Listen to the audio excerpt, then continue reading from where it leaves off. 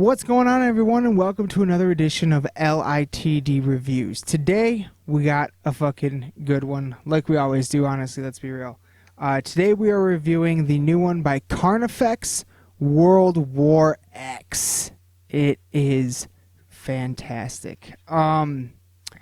Just set this up here and let's dive right the fuck into this one. So today we're reviewing World War X, Carnifex's 7th studio full-length album. It was released on August 2nd, 2019 through Nuclear Blast Records.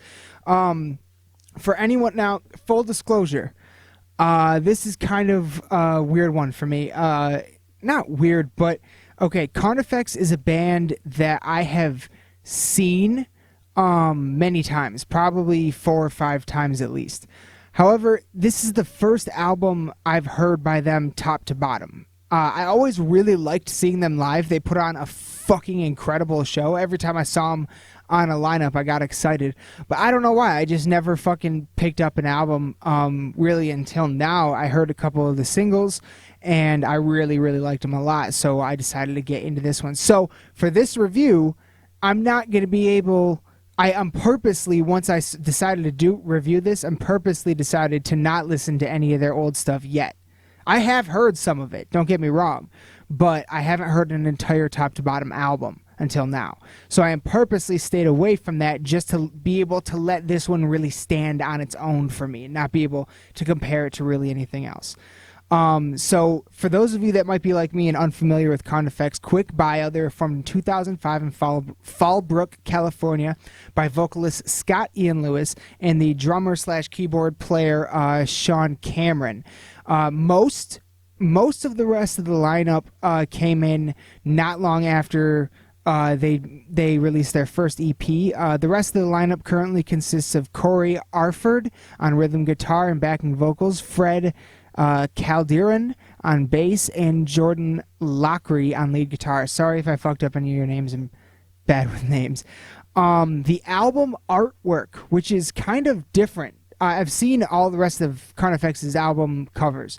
This one is a little bit different, and you can actually go to Nuclear Blast on their page on YouTube and see there's like maybe 4, 5, 6 videos collectively, all like around 20 minutes long, interviewing the lead vocalist Scott Ian Lewis about this album, and they talked to him about the album art, and it's done by Blake Armstrong, and they said that they wanted, like, normally they focus on really like close-up specific images.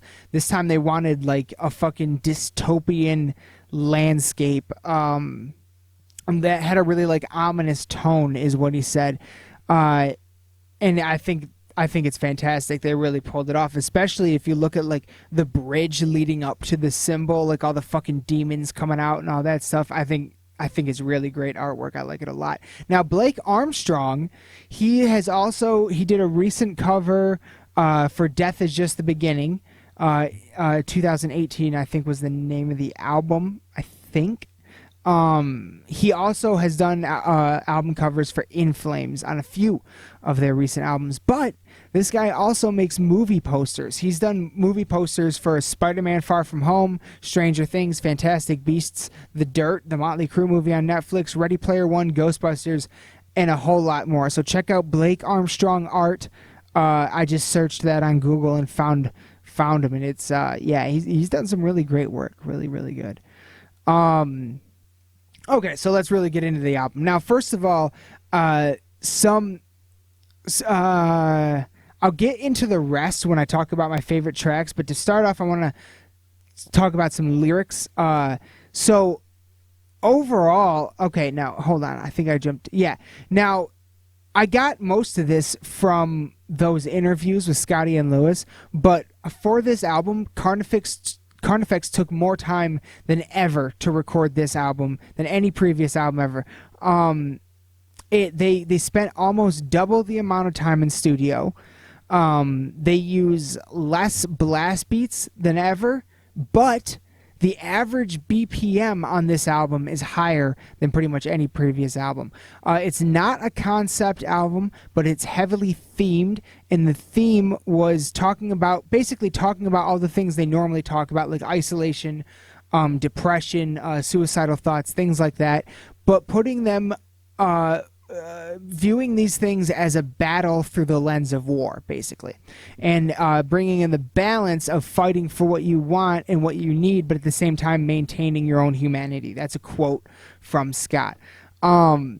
Also, they really take a step back. I think, from what I understand, based on some interviews and reviews I've seen, they take a step back from the symphonics on this album. Now, lyrically, I thought before I get into my favorite ones, certain tracks that really stood out to me, World War X, really great video. They got 2 videos for this album, for this one and All Light Shall Perish. This song starts with like the sounds of a battle, and it molds into like this marching fucking beat, which goes into like this awesome, like I thought, like immediately when I heard it, I thought like a Star Wars-esque symphonic, like dun dun dun dun, dun kind of like build, and then it just goes straight into the first lyric, which is "Death to all humanity." Holy fucking shit. Like, fuck yes. The drums on this song are insane. The breakdown is brutally fantastic. And it has a really cool, like, melodic guitar, brief keyboard part in the middle, and ends on another fucking crushing breakdown. But that opening "Death to all humanity," one of my favorite parts of the album. Like, lyrically, it's awesome. Now, 2 other ones that I really like a lot, All Roads Lead to Hell. In terms of lyrically, like the hook in it, one of my favorite hooks is "One More Night," that starts with "One more nightmare that I'll kill to forget." Fucking awesome line. I absolutely loved that one. And also the other one was, oh yeah, "Shadows Thine Held." Yeah. "Shadows Thine Hell" had another really awesome hook that starts with "I'd sell my soul to death, I'd sell my soul just so death can take me back." Oh, are you fucking kidding me? Some incredible lines, like in those hooks on those songs. Now, in terms of the sound of the album, to me, "Eye of the Executioner" and "Hail Hellfire," those 2 songs stand out to me in terms of like a just really death metal sound. Like, really not exactly straightforward death metal, but heavy death metal leaning on those 2 tracks. While conversely, "Visions of the End" and by Shadows Thine Held are very straight deathcore sounding. They really bring those those core elements into it. Throughout the album, top to bottom, incredible drumming. I really, really liked the drumming on this album. Also, a lot of really great riffs throughout the entire album. I feel like a lot of that really shines on World War X, "No Light Shall Save Us," but specifically also the soloing on the "Brushed by the Wings of Demons." Probably the longest solo on the album. The solo itself actually has a really cool like interlude in it. Fucking love the solo on that song. Now, my favorite tracks. I'm going to talk about 3 of them. First of all, "Infernal Darkness." Now, for me, this is the 3rd track on the album, and it's where the album really begins to take shape for me. Like, fucking holy shit. Some of my favorite lyrics on the album are on this one. I'm going to read them to you. "Am I even flesh or am I just bone? Maybe I'm just a ghost that wanders hell alone." Oh! "Only speak my name when you read it from my grave." Are you serious? Fucking words become blades as they slip through the flesh of my throat. I wish I had fucking written that. That is incredible. I love those lyrics. Really great hook in this song. The song moves, like, it has like this melodic tone to it, but it's just fucking relentless. Constantly relentless throughout. To me, everything on this one shines, from the symphonics, the guitars, the drums. The vocals are outstanding. And there are also 2 like piano, like symphonic interludes towards the end. One of them, the track actually ends on, that I really like a lot. I thought that they gave it like a really like almost a darker vibe to it. The next one I want to talk about is No Light Shall Save Us. Now, this song features Elisa White-Gluz, current lead vocalist of Arch Enemy. Now, I some of this, again, I got from those interviews. I had to mention it because I thought it was really cool.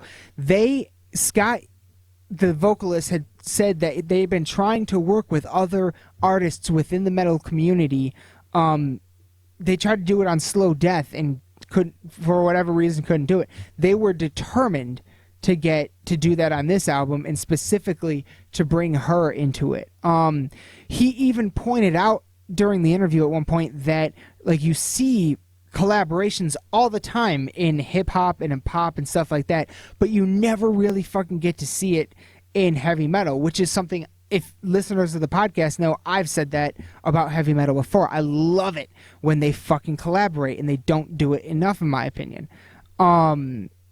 Now, he said this song is about what happens if you decide to remove yourself from everything, and how that isn't the answer for anything. So if you're facing something and you try to remove yourself from it, that's not the answer. And while you may be able to do it and survive removing yourself, things will still never be the same again. Inevitable change is coming. So this song is about facing that change, and instead of isolating yourself from it, it's about facing it. All right? Now, that's what Scotty and Lewis said this song is about. Now, the video is something I really want to talk about. This is the other video on this album, and you should definitely check it out. It's the highest budget video they've ever done to date, and they shot it at the Imperial Sand Dunes near Death Valley in Central California. Now, they had a sandstorm the morning of the video shoot, and they had their crew trailer and Elisa on their way out on the road. They had a sandstorm. The sandstorm blew out the road with sand. Like, you couldn't really see the road anymore. There's no more road.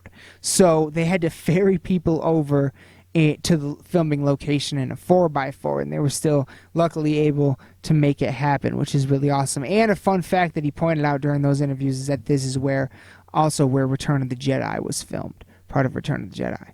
Really cool fun fact. Now, this song, brutally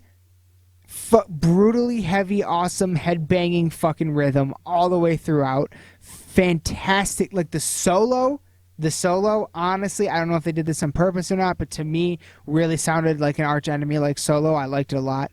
And the drumming is outstanding on this fucking song. I love the fucking rhythms that they do. Alyssa's clean. She has some, like, background melodic cleans that are just kind of adding this, like, tone to this song. This really fucking, like this haunting ass fucking tone to this song. Really, like, yeah, like a darkened melody to it that I don't know. I think it makes it darker, and I like it a lot. Now, one of the things I love when especially metal vocalists work together, especially a guttural metal vocalist, when they work together, is when they have parts of the song where they go back and forth. So some of my favorite examples, think Enslaved, Dead or Depraved with Randy Bly off of Jamie Joss's first solo album, or even think Ghost Riders off the recent Devil Driver country cover album Outlaws Till the End. Ghost Riders has Randy Bly and Des Fafara going back and forth.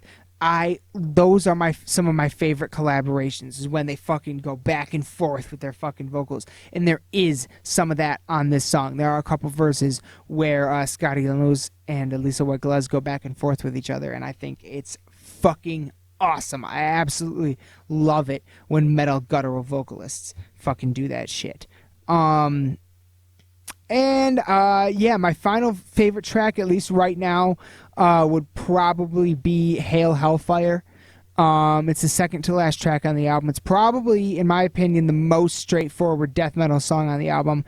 I love the vocals on it, how fucking low he gets. It really shows off that range for him. The riffing and the groove on this song I love the way they move. The drums are phenomenal.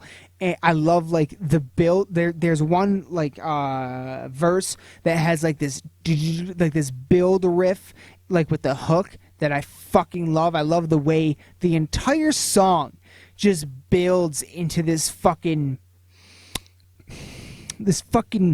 crescendo of non-stop headbanging brutality that it really stuck out to me. Absolutely one of my favorite tracks on the album. So yeah, honestly, that's about it. That's about all I got. All in all, if I had to say, now keep in mind, I'm going into this album blind at the moment to the rest of their catalog. I'm, of course, about to fucking dive head first into all the rest of it. But I'd say right now, as it stands, with how much I've enjoyed this album during the past week, I've been listening to it almost nonstop all week. I'm going to give it a solid 4 out of 5. Fucking horns.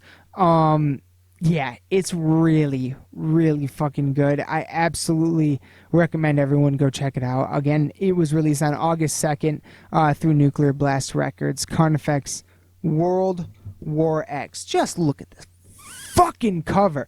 Down here, when you get it, check out this bottom section where the fucking demons are crawling out of fucking hell or whatever that is. Like, oh man, absolutely gorgeous. Absolutely gorgeous cover album. Artwork. Highly recommend the album. Non-stop fucking brutality. Something, every song you can, I drive test every album. Every song you can have all the way the fuck up. Non-stop. Outstanding. Pretty short album, only 9 songs long. I think it's about 35 minutes long, so pretty short album. You can get through it pretty quick, and it is worth every goddamn second. I highly recommend it. Loved this album and can't wait to dive in now to the rest of their catalog. So, I hope you enjoyed this review. I hope you enjoyed this album as much as I do, and be sure to keep an eye out. We got a lot of good stuff coming next week for sure. I'm really excited about the next few days because we got a lot of great stuff coming next week. So be sure to keep an eye out. To be sure to follow us on Instagram, especially Facebook, YouTube, iTunes, all the fun stuff. Check us out on all of the above. If you want to reach out to us, lostinthedarkpodcast@gmail.com. So, yeah, that's going to be about it from me. Be sure to keep an eye out for the new stuff coming. I'm very excited about it. And don't forget, raise your fucking horns, bang your fucking heads. I love you all to death. Good night.